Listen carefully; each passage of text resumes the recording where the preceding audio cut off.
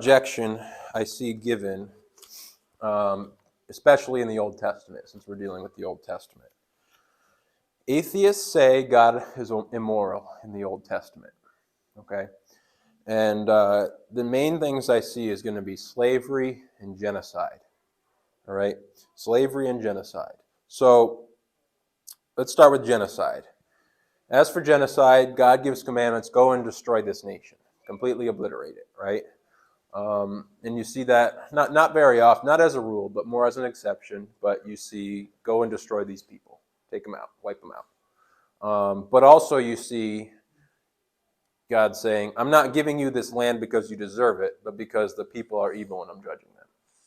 All right? And I believe that might be a psalm that says that specifically.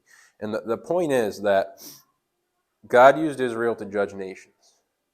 And people often say, like, well, if God's real, why doesn't he destroy evil? Well, he did destroy evil, and now you're complaining that he committed genocide. So it's like whatever he does, like, well, it's like you can nitpick whatever you want, but the point is he judged evil in this case. And how evil were these people? I don't know. I wasn't there.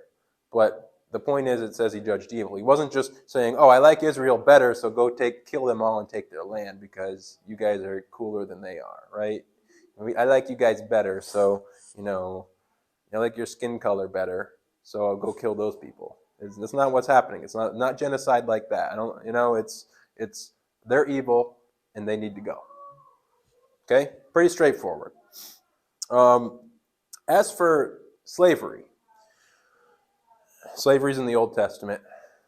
The laws are written. There's laws about slavery, and things like how to properly punish the slave. Restrictions on what you can do to punish the slave. Calling a slave a possession, even. You see that. And what it is the Old Testament starts to put parameters on slavery. So apparently God didn't just end slavery in the law. Why? Well, it wasn't meant to be a perfect moral system. It was a temporary system to get Israel through the wilderness and into a country that was going to be stable until Christ. And so slavery, it seems like God allowed slavery, put up with it and dealt with it, put some parameters on it, on what was right and wrong. Things that we would even say is rather immoral, probably, if we were to just read these. It seems like he gave respect to the slave. Yeah, he gave a lot of rights. They could leave. They weren't treated right. Right. They had rights to leave, and like in a mean way. Right. Yeah. So there were things like, you can punish your slave this way, but only go this far with it. And yes, slaves had rights to leave, and there were certain parameters they could leave, and even seek a mediator. And that wasn't uncommon that a slave would leave and seek a mediator to remediate a situation. And you see that in the New Testament with like Philemon. Paul was the mediator to Philemon, the slave. So the way I see it is, the Old Testament puts a noose on slavery. Like, here's the restrictions. I'm drawing a line. I'm not ready to kill it yet, but here's the line I draw. Here's a noose. The New Testament pulls that noose tight and drops the floor out under it. Because in the New Testament, you see Philemon 1:16, which says, take this man back not as a slave, but as a brother. And you see Galatians 3:28, which says, it says, neither slave nor master in Christ.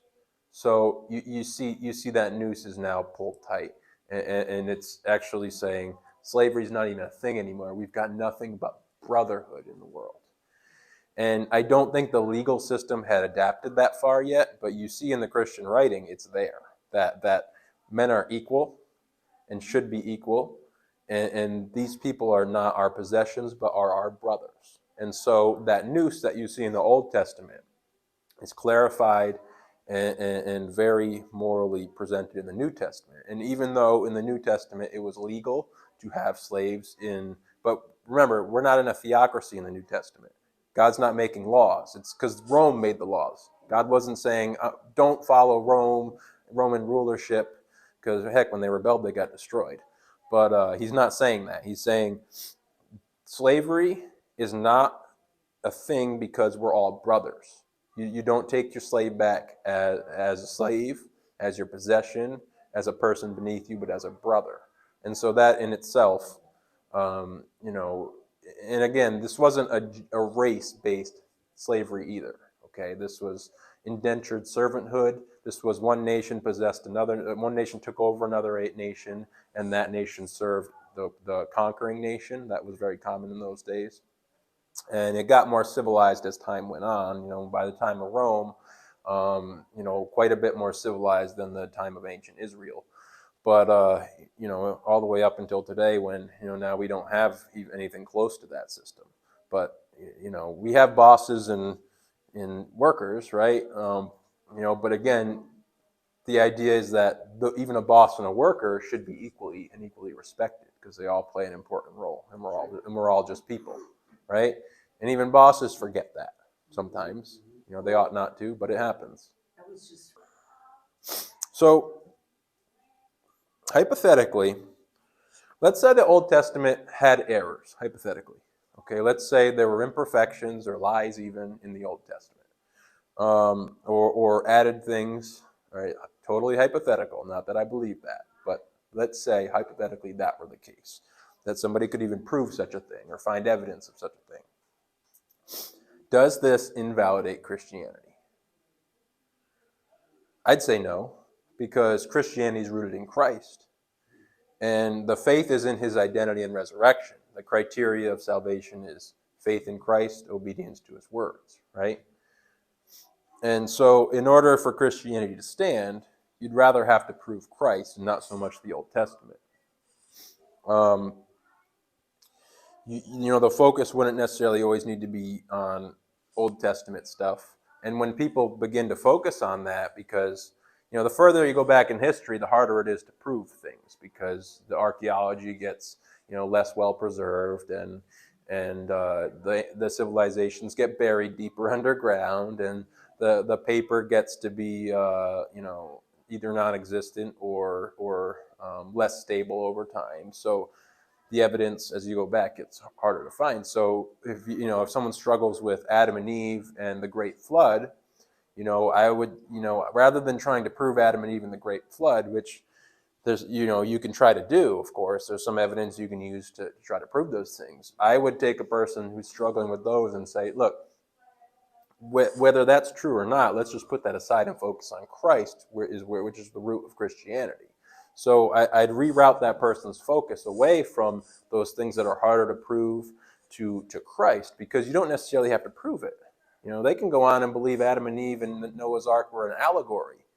You know, whether they were or weren't, it doesn't really matter. If they believe that, then they can still believe in Christ and find salvation in him, whether they believe Adam and Eve was a myth, a legend, or an absolute truth, or if Noah's Ark really was a myth or it really happened. They can still find salvation in Christ. You know, I try to believe in the truth, and I seek the truth. But I don't necessarily think that God is going to find someone unacceptable for salvation if they believe the wrong thing about Adam and Eve and Noah's Ark. Okay, so it's just rerouting that focus, salvation in Christ. Okay? With that said, is there evidence of Genesis? You know, is there evidence of a great flood on the world? I'd say so. You know, I mean, the world looks like there was a lot of water, like the Grand Canyon took a lot of water to make, right? And canyons don't necessarily need millions of years to form. I mean, there's been canyons that formed really quickly, and really large canyons that have formed really quickly, and really rerouted the world. So yeah, so you could say easily that the floods could have easily happened. You know, and plate tectonics would have been gone really quickly at the time. So that's more of a perspective. And if people want to disagree with that, it doesn't really bother me, because it's about Christ.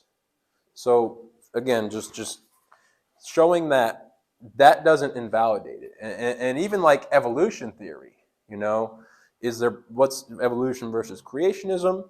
It's again a perspective. Whichever perspective you stand on and begin from, you're going to find evidence for both. It's just that one view is more common than the other because it's taught in schools. Evolution is what's taught in schools, so more people believe it, and people think that if more people believe it, it must be true, and that's not true. I mean, more people can believe lies, right? And you see that maybe World War II era Germany, for example, that many people can believe lies. And so, is there evidence for Adam and Eve? Mitochondrial DNA showing, people coming from maybe one or two women.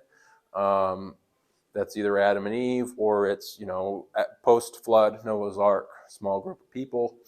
And so it's not necessarily about these things being all accurate. If evolution were true, maybe Adam and Eve is just an allegory or a myth, and it wouldn't even bother me that much because it's about Christ. Because I know Christ is real. I know he really existed. The evidence points to that. And it doesn't invalidate Christianity. Christianity stands on Christ, not on Adam and Eve, not on Noah's Ark, not on Abraham, right? Those are parts of the history of it, and the people in that time believed in it, and I believe in it, but Christianity doesn't stand or fall on those pieces.